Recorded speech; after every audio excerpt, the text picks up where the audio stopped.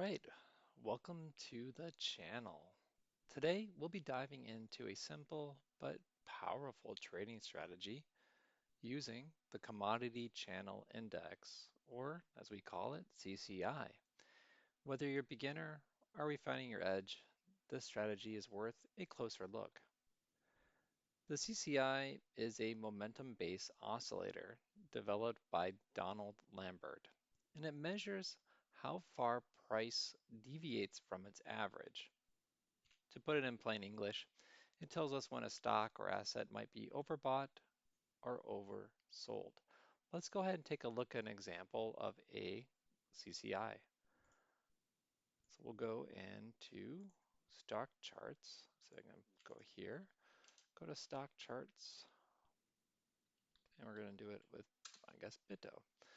Stock charts is a free website where you can basically look at price action, turn on technical indicators and look at it. Here's a chart showing some price action with a lot of other stuff going on there. But this chart on the bottom is what I want to show you. This is the CCI channel, CCI indicator. And you'll notice that we have this line here. It's a line chart, and it shows the price with a CCI indicator. Well, this shows it's a CCI indicator below it, and you can see that this number here is oscillating between a negative region, if you can see over here with my mouse pointer, to a positive region.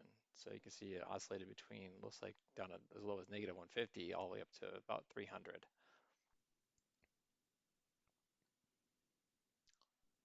So we have to define what's called entry rules and exit rules. And an entry rule here is when we're going to buy an asset.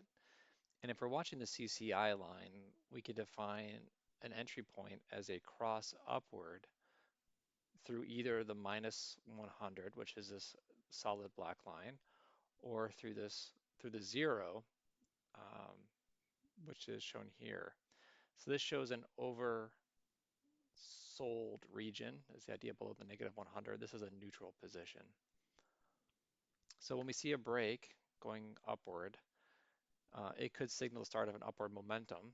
And if you look here, so let's look at a break. So we broke out right here. You can see the upward momentum going here, and you see the volume.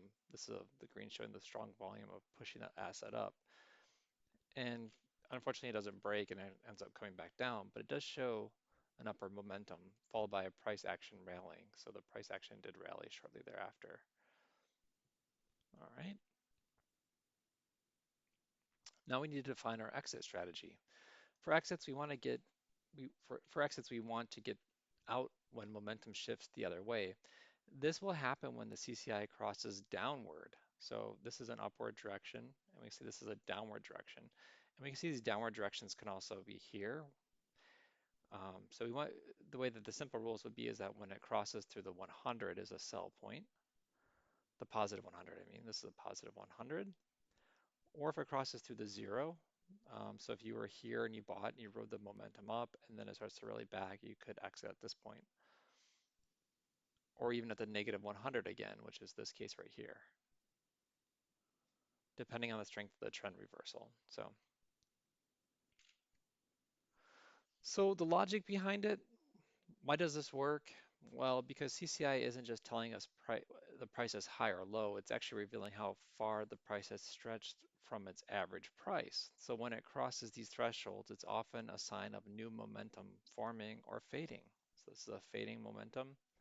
You can kind of see up here, it was fading.